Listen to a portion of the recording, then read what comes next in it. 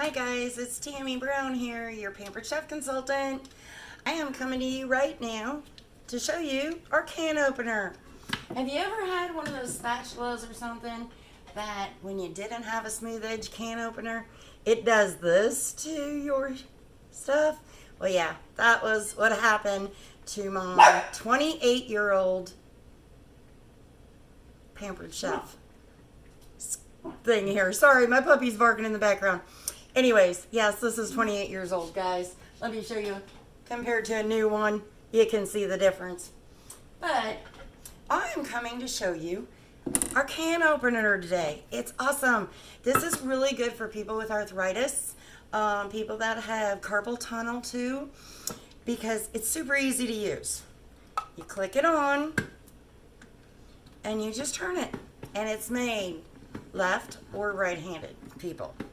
Most of our products are all made for left or right-handed people. Once you feel that click, it's changed the way it was moving.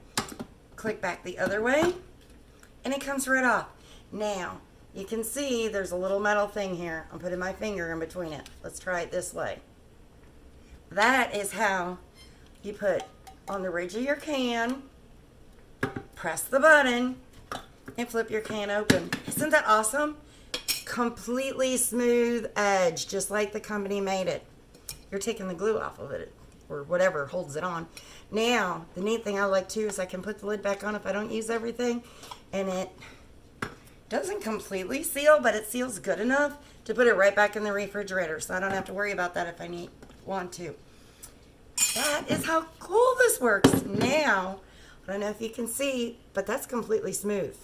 When I put something in there, I'm not gonna mess up my kitchen utensils because I've got a can opener that makes rigid edges all over the place.